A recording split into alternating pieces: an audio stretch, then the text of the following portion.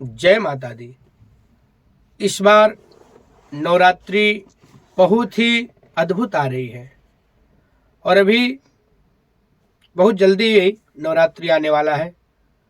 इसमें आप लोगों को कुछ ऐसा उपाय मैं बता रहा हूँ, उस उपाय को करके अगर आपके घर में आपस में मतभेद हो रहा हो, आपस में तनाव हो रहा है, परिवार में एक दूसरे व्यक्ति को दूसरा देखना नहीं चाहता है, आपस में बहुत ज्यादा विद्रोह हो गया हो, तो उसको बिल्कुल 1 मिनट में आप खत्म कर सकते हैं।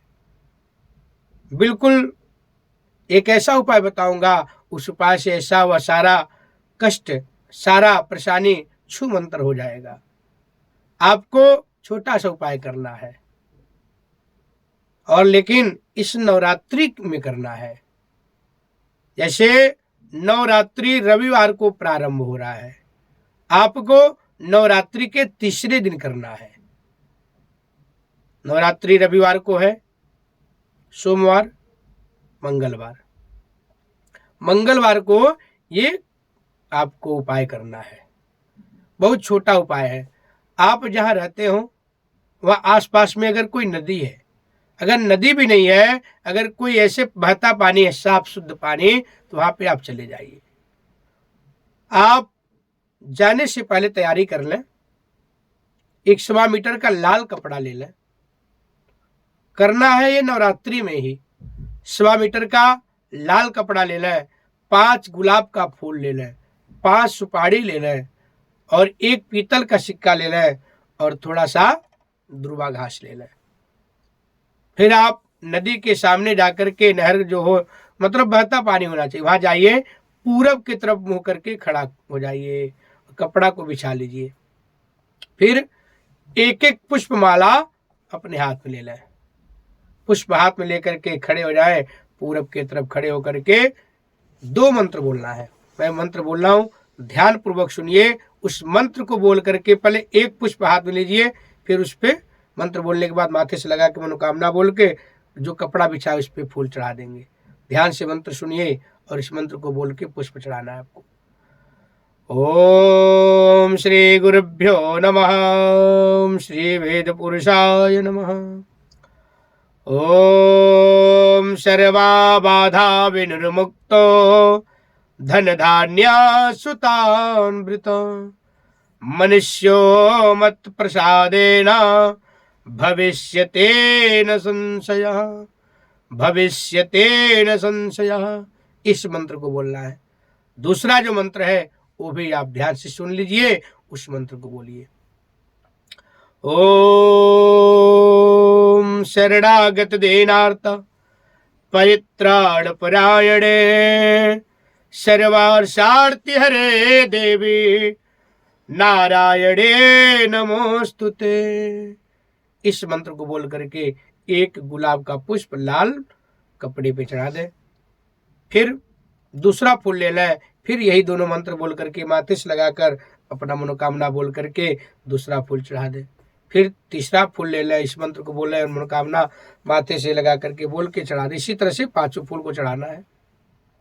फिर उसके बाद आपके पास जो पीतल का सिक्का है माथे से लगा लें और अपने ऊपर से 9 बार घुमा करके उस लाल कपड़ा में डाल दें। फिर आपके पास जो और सामग्री है सब उसमें डाल दे माथे से लगाकर। और ये नवरात्रि में मंगलवार के दिन करना है। इस नवरात्रि में माँ भगवती दुर्गा जी गज पे सवार होकर के आ रही है, हाथी पे सवार होकर के आ रही है, जो कि बहुत अच्छा माना जाता है, बहुत शुभ माना जाता है। तो आप इसका लाभ अवश्य लें। साथ ही साथ हमारे चैनल को सब्सक्राइब, लाइक, शेयर करते रहें। मैं ये भी बता देता हूं इस बार नवरात्रि कब प्रारंभ हो रहा है। इस बार नवरात्रि 30 मार्च दिन रविवार से प्रारंभ होकर के प्रतिपदा 30 मार्च को ही है। कलश स्थापना जो लोग अखंड ज्योत जलाते हैं वो 30 मार्च को प्रतिपदा में ही करेंगे। इसको परिवार और एकम भी बोला जाता है। जो लोग अष्टमी पूजते हैं वह 5 अप्रैल दिन शनिवार को पूजेंगे। जो लोग नवमी पूजते हैं, हवन करते हैं, नवमी को कंजिका जिमाते हैं, वो लोग 6 अप्रैल दिन रविवार को नवमी पूजेंगे। तो आप लोग जब पूरा सामग्री लाल कपड़े में चढ़ा देंगे, उसका पोटली बांध दें और फिर माथे से लगा करके माता रानी का स्मरण करें। अपने इष्ट देवी या देवता का, जिसको आप विशेष मानते हैं, हर समय हर क्षण याद करते हैं। जब भी आपके ऊपर कोई संकट आता है तो जिस देवता को ज्यादा आप पुकारते हैं उनका अपने मन में स्मरण कर लें, उनसे प्रार्थना करके वह पोटली बहते हुए जल में छोड़ देना है। मंगलवार के दिन प्रारंभ करना है नवरात्रि में, और ये आपको उसी दिन से 3 दिन तक लगातार ये प्रक्रिया करना है, ये उपाय करना है। मैं कहता हूँ ये उपाय जैसे पहली बार करेंगे, आपके घर में जो भी तनाव है, जो भी एक दूसरे से मतभेद है, विद्रोह है, ये उसी दिन ही समाप्त हो जाएगा। इतना ज्यादा ये शक्तिशाली उपाय है, इतना ज्यादा पावरफुल उपाय है। मैं तो कहता हूँ इस उपाय को करने से बड़े कार्य हो जाते हैं, जो बहुत दिनों से रुके हुए कार्य हैं। और ये प्रैक्टिकल किया हुआ है, इसका कई बार हम लोग बिल्कुल करके देखे हैं। तो आप लोग इसका लाभ अवश्य उठाएं, इसका एक बार जरूर उपाय करके आप इसका लाभ लें। मैं कहता हूँ 100 नहीं 200% इसका फल मिलता ही मिलता है।